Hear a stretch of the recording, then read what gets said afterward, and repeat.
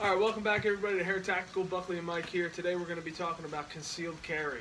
All right, we're doing a new video segment. You're going to see it throughout. Front Porch Talk with Hair Tactical. Front porch, because we're on the front porch. We are on the front porch. All right, so first and foremost, we're going to talk about concealed carry today. Check your concealed carry laws, whatever state you live in. If you live in the state of Florida, the Department of Ag has those laws there for you, how you can get your concealed carry permit. For those of you who don't know what a concealed carry permit is, it's a permit granted to you by whatever state that you live in that you can conceal a firearm on your person legally. Boom. Just like a driver's license. Exactly. Just like a driver's license. Don't be a jamoke and carry a gun without a concealed carry permit because you're just asking for problems. Yep. Nobody likes jamokes. Nobody likes jamokes.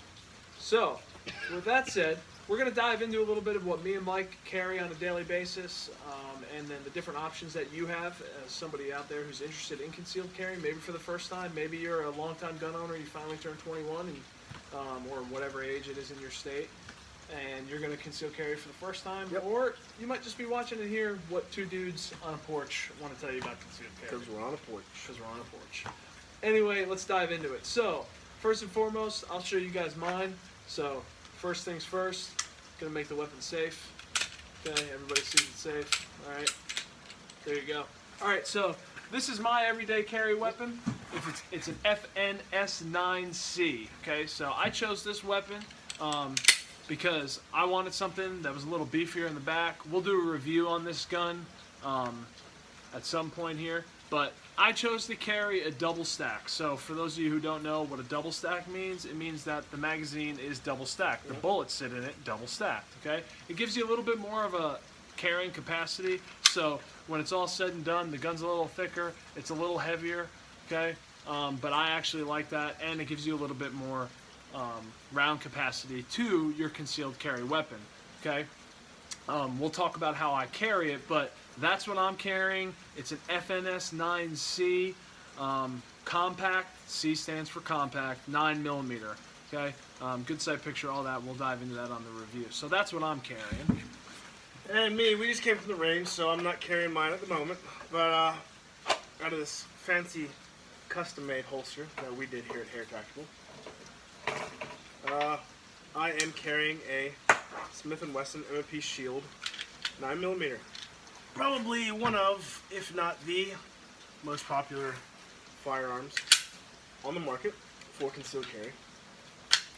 I carry it with the extended mag, so it has a 8-round capacity, a little bit less than his capacity. But what I like about it, I have small hands. Laugh it up, YouTube trolls. I have rather small hands, so it's a good bit thinner than his firearm. I don't know if we put yours back out, we'll show him. So you have the double stack, right, and then you have a single stack. So I prefer a single stack in my everyday carry, just because it prints less. For me, I can conceal it in a multitude of different ways. I prefer an outside the waistband. You see the belt loops there. I prefer an outside the waistband carry on my hip. That's where my duty weapon goes. So that's just when I think the drop of a hat, if I'm going to reach for a weapon, it's not going to be at my appendix, it's going to be on my side. So he prefers an appendix carry. When he, in a stressful situation, the first place he's going to grab for his firearm is going to be his appendix. So that's one of the first things you need to know about concealed carry in general, is that when you're starting off, you're thinking, oh, where should I carry it?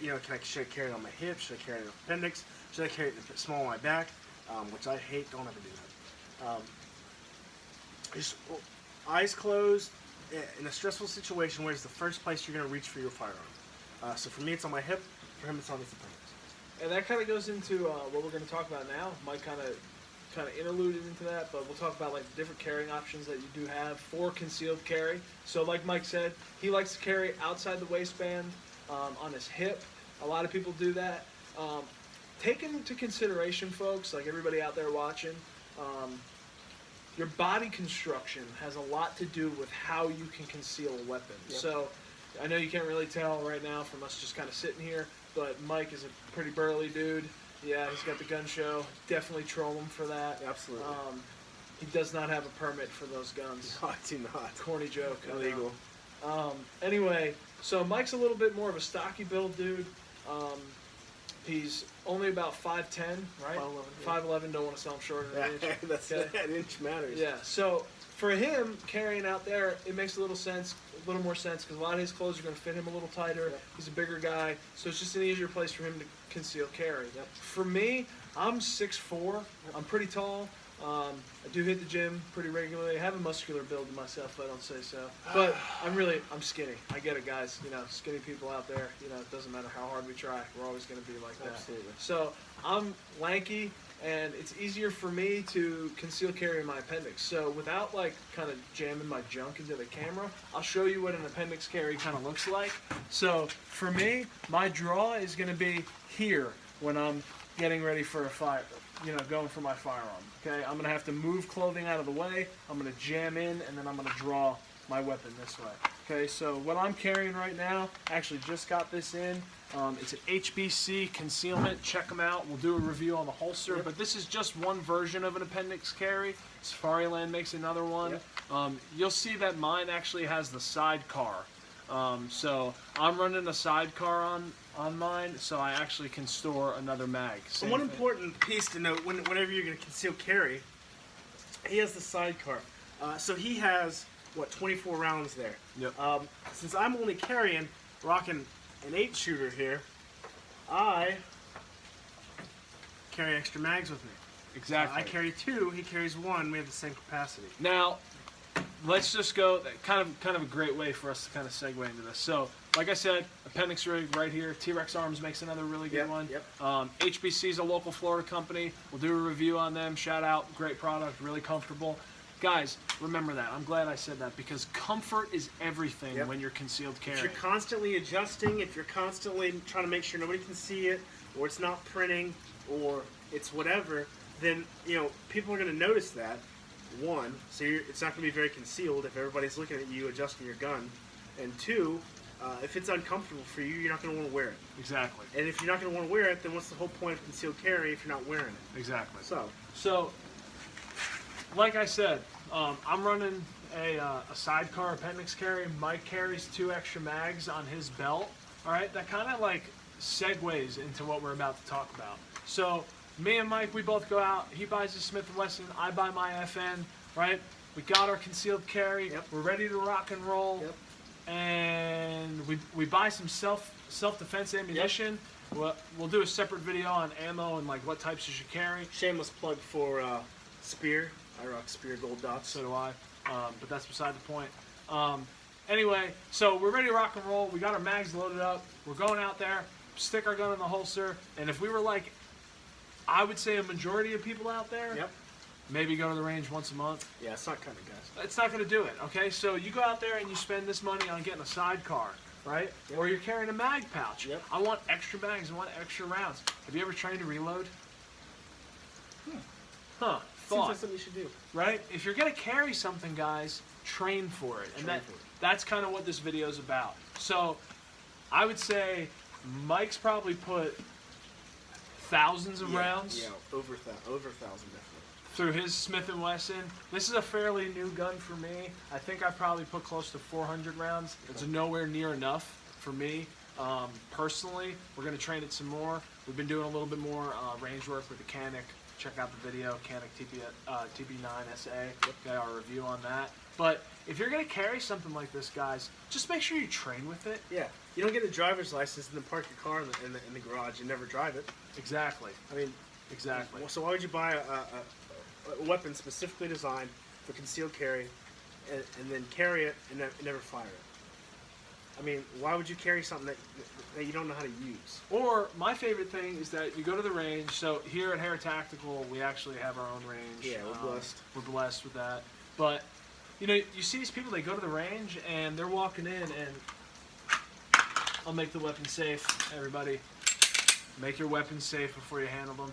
You go to the range and you see them take their brand new concealed carry out of the box. Yeah. And they just take it and they're just sitting there and we're clicking away, putting range. All right, cool. I shot my 2 boxes of range ammo and I'm good to go. Yep. You're shooting 100 rounds.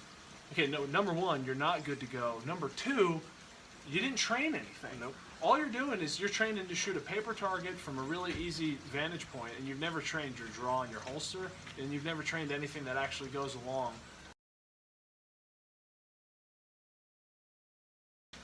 Sorry guys, my wife is off camera here, handing me a meme. You know how it is, internet. You gotta watch memes, gotta live memes. We're part of the internet. Oh yeah. We're probably gonna have memes about us one day. Probably already do. Probably already do. Don't be a jamoke. Don't beat your move. Anyway, so the whole point is basically of what we're trying to say here, guys, is when you go out there and you buy something and you buy a weapon, don't just keep the weapon in your sock drawer, or if you're going to conceal carry, don't just do it to be cool. Go out there and actually train it. Go out there with your concealed carry holster, whatever it is that you're going to wear. Go to the range with that. Now, while I say that, follow your range rules, because some ranges don't allow you to holster your weapon and draw. You can't sprint 50 yards at an indoor range and do 50 push-ups and then get up and fire a sequence of shots. But if you're really going to be a actual concealed carry member, and you're going to take it seriously, because it's a right, guys. It's just like driving. Take it seriously. Yep. And if you're going to be somebody who wants to be prepared to use that weapon, find a range that lets you work from the holster. Yep. Find a range, find a place where you can train the things that you need to train in order to be a responsible concealed carry permit holder. That's really the biggest point of this video, is just saying that if you guys are going to concealed carry, train. There's no reason not to. Really, you're just doing yourself an injustice, and honestly, you're probably going to end up hurting somebody else if the moment comes you actually need to use that weapon. Yep. And put yourself in situations, in the mindset of situations where something like that could happen. I attend church, so all the time I'll sit in a tactically advantageous area when I go, and I will think about what happens if you guys saw in South Carolina a couple years ago. That guy went in and shot all those Church members. We'll go with that. Church members, for no reason at all. It just happened in Texas too.